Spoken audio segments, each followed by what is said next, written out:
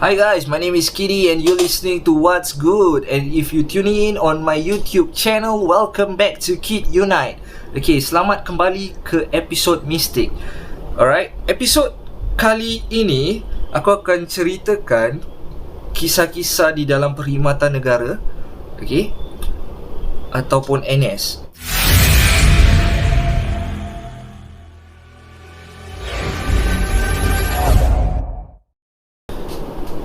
Okay guys, so cerita pada kali ini aku akan ceritakan tentang perkhidmatan negara. Okay, aku tak ada experience tentang tekong ataupun army, but then where am I from? Aku adalah daripada Home Team Academy. Okay, so first kali cerita ni dia adalah cerita daripada orang yang lama bekerja di dalam Home Team Academy. Okay, dia mengatakan bahawa di dalam Home Team Academy ni ada seorang kanak-kanak perempuan yang selalu berjalan-jalan pada waktu 2-3 pagi. Tetapi, okay, seandainya kalau engkau terjumpa dia, engkau adalah orang yang bernasib baik, pasal tak semua orang yang akan jumpa dia. And the mystery part is, it's still happening till today, but then no one knows the identity of this child. Okay, aku tak pernah terjumpa atau tak pernah lagi dengar sesiapa yang tahu atau pernah nampak benda makhluk kanak-kanak ni. Okay, so seandainya kalau korang ada experience jumpa budak ni, okay, you can share your experience. Maybe aku boleh share dengan the rest of us. Okay, the second cerita is, okay, orang lama ni dia cakap, if I remember correctly guys, okay, setiap regular yang ada dekat situ dalam 1 minggu, okay, dorang kena buat prowling, dorang kena berjaga malam lah, senang cakap berjaga malam.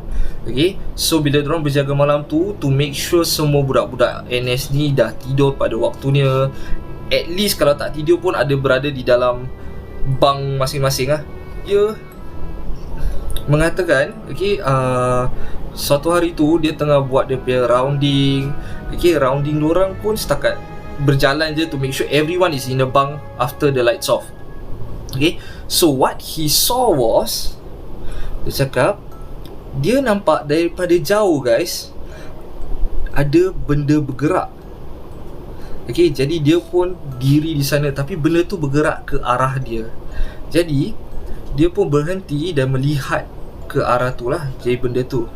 Jadi makin dekat, makin lama makin dekat benda tu, dia mengatakan dia nampak ada basikal yang bergerak menuju ke arah dia, tetapi tiada siapa yang menunggang.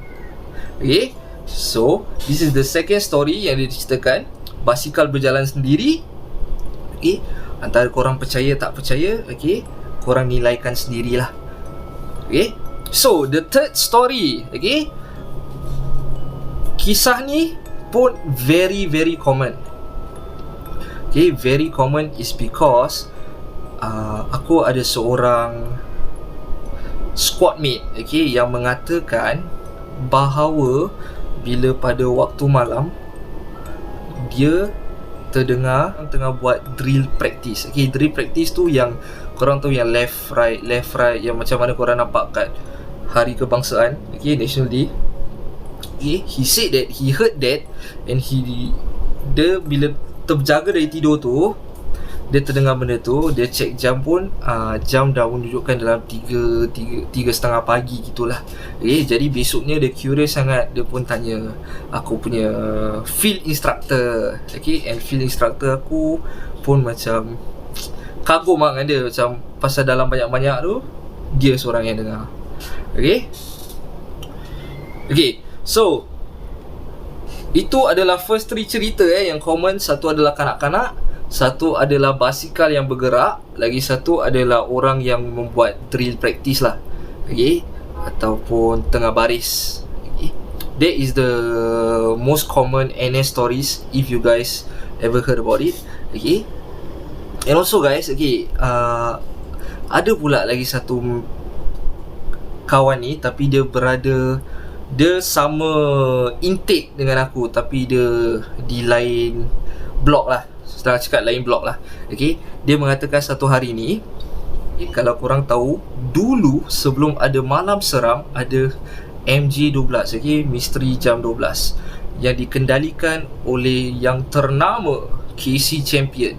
Okay, so waktu tu dia baru lepas bergayut dekat telefon. Okay, bergayut kat telefon. And masa tu dia nak tidur. So bila dia tidur, dia tak boleh tidur tu, dia pun buka handphone. And then dia pun dengar MJ12. Okay, waktu dia dengar MJ12 tu, okay, dia dengar ada orang macam tengah, okay, pasal korang kena ingat katil kita ni adalah katil single bed dan rangka dia adalah besi. So dia dengar ada besi macam tertarik. Okay, jadi dia ingat itu adalah satu sound effect daripada radio. Okay, Misteri Jam 12 radio. Okay, so dia pun buat bodoh. Tiba guys, dia rasa yang katil dia ni bergerak sedikit. Okay, tak ketara sangat, tapi dia sedikit. So dia rasa yang katil dia bergerak. Dia pun buat bodoh pasal dia ingat mungkin dia yang bergerak lah. Okay, the another thing is, dia tiba-tiba rasa selimut dia ditarik. Okay, jadi korang kena faham yang dia ni belum tidur. Dia baring, dia belum tidur. Dia baring, dia berselimutkan diri lah. Okay, pasal dia nak main handphone, dia tengah dengar radio. So okay, back in my days, okay, korang tak boleh bawa handphone yang berkamera tau. Jadi apa yang korang boleh buat is, korang boleh bawa handphone yang tak ada kamera, such as handphone-handphone lama yang macam 3G main handphone. Okay, so bila dia tengah main handphone tu, aku tak tahu apa dia buat dengan handphone tu. Dia cakap selimut dia tertarik. Bila selimut dia tertarik, dia ingat, dia masih ingat lagi pasal perasaan takut belum ada Okay, walaupun dia tengah dengan Misteri Jam 12, dia tarik balik selimut. Dia genggam lah, dia genggam selimut tu lah. Okay, it happens the second time, dia buat bodoh. The third time, okay, dia pun dah rasa curious lah. Jadi dia tengah baring, tiba-tiba dia duduk, dia buka daripada selimut.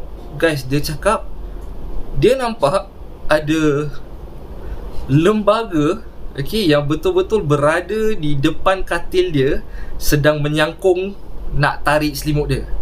Okay, so korang faham katil tu macam mana? Okay, single bed macam mana? Yang siapa pernah pergi NS boleh tolong explain kepada siapa yang tak pergi NS. Okay, katil orang macam mana? Okay, this is just the single bed, not the bunk bed. Jadi berapa rendah. So bila dia duduk tu, dia tengok dekat depan katil dia, dia nampak ada lembaga tengah nak tarik selimut dia dan sedang menyangkung.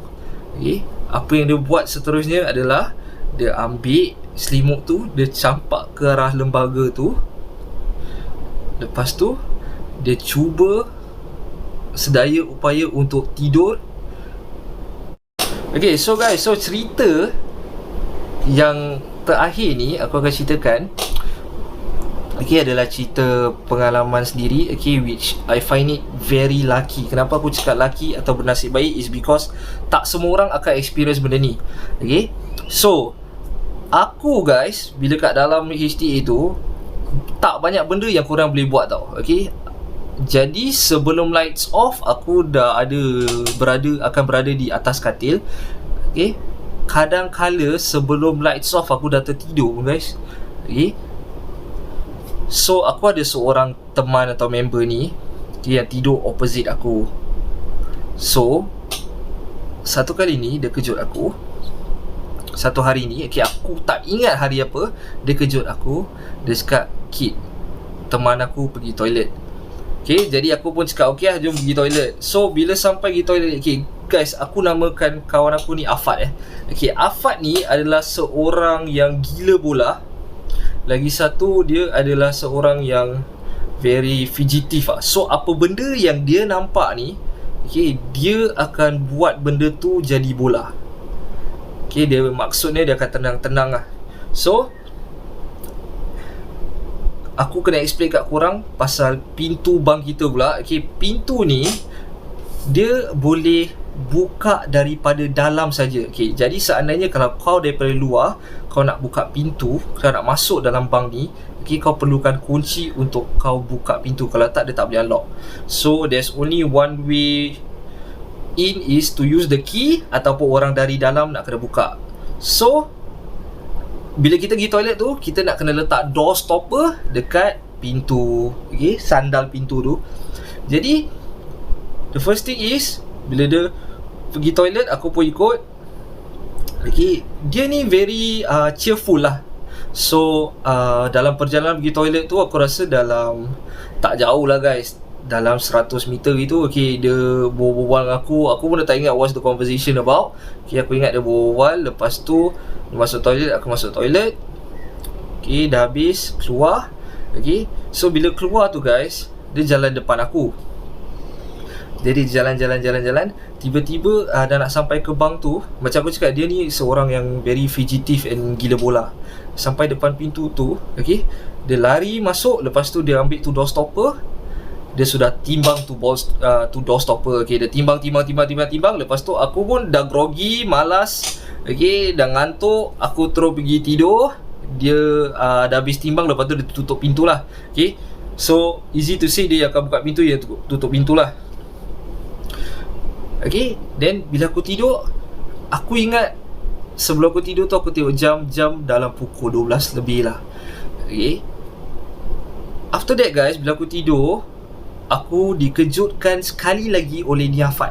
Okay, Afat kejut aku. Afat cakap, "Kid, ikut aku pergi toilet." Aku tak payah bunyi, aku terus bangun. Okay, kenapa dia kejut aku? Mungkin pasal aku paling senang nak bangun, dan aku paling dekat dengan dia. Okay, so aku pun bangun. Bila aku bangun tu, aku nampak bila aku betul-betul bangun, means I have to sit down first, then I wake up, right? Bila aku bangun nak pakai slipper tu, aku tengok dia dah berada di luar bank, tengah tunggu aku. Okay, jadi aku pun jalan pelan-pelan keluar bank. So this time Afat ni jalan depan aku. So aku jalan pelan-pelan, dia jalan. So aku tak berdiri sebelah-sebelah dia. There was no conversation made. Okay, I was so tired. Lepas tu bila dia sampai, dia akan sampai dulu, dia akan masuk dulu kan. Okay, dia sampai dulu, dia masuk dulu. So aku pun decided yang aku tak nak pergi toilet, aku akan tunggu luar. So bila aku tunggu luar tu guys, I was all the way leaning on the wall outside the toilet, okay, and closing my eyes. Okay, so maksudnya aku tengah terlelap lah. Okay, aku tak tahu hari apa lagi sekali, and aku tak tahu the second time they wake me up is at around what time. Okay, so ni kali aku was leaning on the wall and closing my eyes. Okay, aku rasa macam lama sangat tau dia ni kat dalam toilet. Jadi aku buka mata, aku pergi kat entrance of the toilet. Okay, aku cakap, "Oi, cepat lah, aku nak tidur lah." Okay, that is what I said. Okay, so aku sandar balik kat tembok tu, tengah tengok bawah, baru nak tutup mata sekali aku nampak ni Afat keluar. Afat pun tepuk aku lah. Okay, he tap me and say, "Okay, let's go." Okay, so lagi sekali bila dalam perjalanan balik ni, okay, Afat berada di depan aku. Okay, so dia berada di depan aku, dia jalan. Okay, like no conversation made. And then guys, okay, this time he is not fugitive. He did not play with the door stopper. Okay, so di depan pintu bank ni dia tunggu aku. Okay, he really wait for me dekat betul-betul entrance of the pintu. And then after that guys, imagine aku jalan belakang dia. Okay, so imagine this is the exact position yang aku akan tunjuk kau apa yang dia buat lah. Okay, so belakang ni, apa yang korang nampak view is apa yang aku view lah. Okay, so bila berada di depan pintu, dia diri, dia pusing, dia cakap, "Thanks kid." Okay, macam gitu. So bila dia cakap gitu, aku pun tengok dia sekejap. Aku okay, and then aku yang kena tutup pintu. Jadi aku yang kena tarik the door stopper, aku yang kena tutup pintu. Bila aku tutup pintu tu guys, aku pun pusing. Okay, aku nampak dia dekat atas katil, dah tidur, dah berdengkur. Okay, aku tak fikir apa-apa Okay, I did not think of anything. And then I went to sleep. Okay, the next day, early that morning, okay, I was so groggy pasal aku kena bangun 2 kali. And then aku sound dia. Aku cakap, kau apa pasal semalam sampai banyak kali pun kau nak pergi kencing?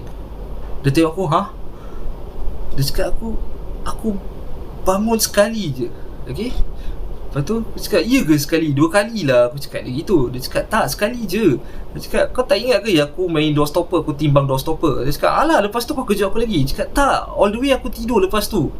Okay, so aku dah tercengang. Aku cakap, habis siapa kejut aku pergi toilet? Okay, that's the first thing. The second thing is, okay, I have a Chinese friend who is very light sleeper. So bila siapa jalan, dia akan terbangun. Okay, dah terbangun. Jadi dia cakap dengan aku is, okay, yes, I saw both of you walking out, and then when you come back, Afad was playing the door stopper. Okay, then the second time, kid, I only saw you alone go to the toilet. Okay, you are the one who open the door, you are the one who close the door. Okay, so means ada witness yang mengatakan aku ni keluar seorang, pergi toilet, keluar toilet. Pasal macam aku cakap, okay, there's no conversation made, so tak bising. Cuma budak Cina ni dengar aku berjalan, pasal kita pakai selipar apa, okay, kita pakai selipar pergi ke toilet. Jadi bunyi selipar tu buat dia terbangun dan nampak aku jalan seorang pada waktu the second time. And siapa yang aku teman tu guys, dan kalau betul dia makhluk, dia adalah makhluk yang paling sopan yang aku pernah jumpa, pasal dia ucapkan terima kasih. Okay, so guys, so that's the end of the story for Home Team Academy. Hope you like it. Don't forget to like and share. And also, if you have any experience, you can comment or DM us your stories. Okay, insyaAllah aku akan share around your stories. Okay, so see you on the next episode. Thank you. Bye bye.